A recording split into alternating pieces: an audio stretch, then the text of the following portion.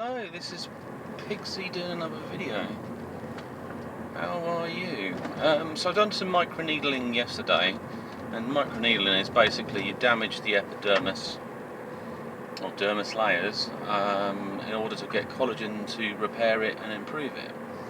And so it's got these like microfine needles, so they've got these head, and it's got about these 10 small needles. And it kind of, on the settings, it's the depth of it and the vibration and the speed of it. It moves slightly backwards and forwards, and it feels like you're stinging yourself with a nettle. The advice is that you clean the area first of your body or skin to avoid infection. I mean, I didn't worry too much about that because I knew the needle was sterile and my skin wasn't that bad. I just made sure straight afterwards I had a hot bath to open any pores up, and I put some things in the bath that would help to heal my skin afterwards, because it's they say at the point where it damages it, your skin dries out and then it heals. And at the moment my nose looks like it's turning red, but what it does also, it's a bit like when you get sunburn and your layer of skin starts peeling off, and what you have underneath is a better sort of healthier layer. I've had that before, and your skin tightens up as well. So it's because the sunburn's damaged at a certain point, which makes me wonder if I should just go on a sunbed and give that a go as well. But you can use it for things like stretch marks. You can use it for I use it on top of my head trying to promote sort of hair regrowth and stuff, because it's opening the pores up. So there's channels and things in the hair, and as well in the skin. The hair ducts that get blocked because they're not being used, and it's to encourage that regeneration, regrowth. However, if you do go across hair, if you move it across hair, it will just cut through it with the needles, because they just move it, and if they catch the hair, they just cut it. Because it's as if you would put a razor across your hair or something, potentially. So you just got to make sure you clear the area if you do any sort of hairline stuff. And eczema, pores, where you've got big pores on your nose or wherever, and these kind of things. So it's lightly damaging it to try to heal it. And I also, one of my tips is make your bath a bit slimy, but I put just a little bit of baby oil in hot water. So when you put baby oil, make a hot bath. You can cool it down if it's too hot for you, but the oil will break into a thin layer. And when you get in the bath, it will coat you.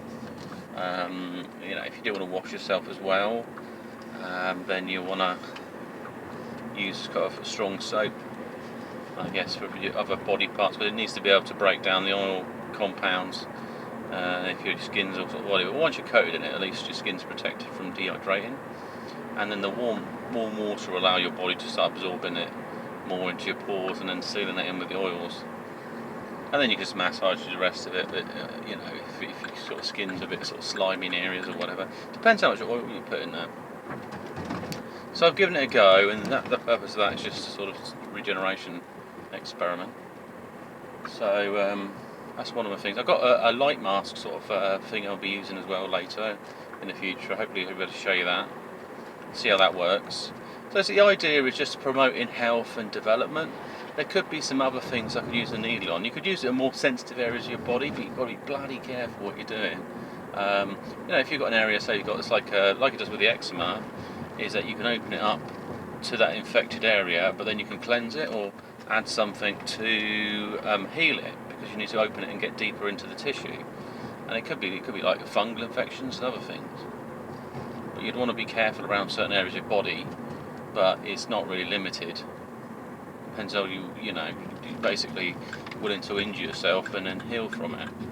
And then just do it, take your time really. Do a little bit first, getting a good idea, then move on to other things. That's it. Any other experiments?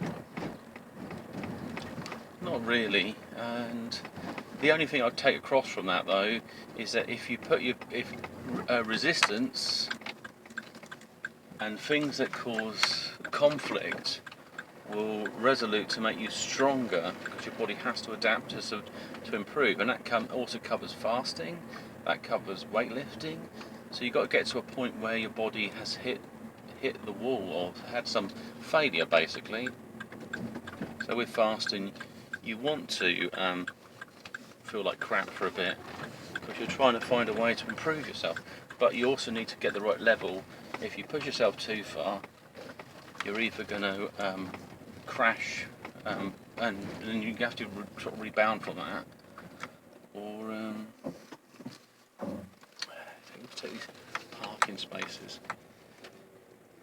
So recovery is very important as well. So like if I fasted and I had a splitting headache, then I wouldn't be against having glucose because it's brain food. But what I'd want to do is put the best glucose I can into the system and then just put enough to recover, or eat a large meal full recovery and then go back into the same pattern.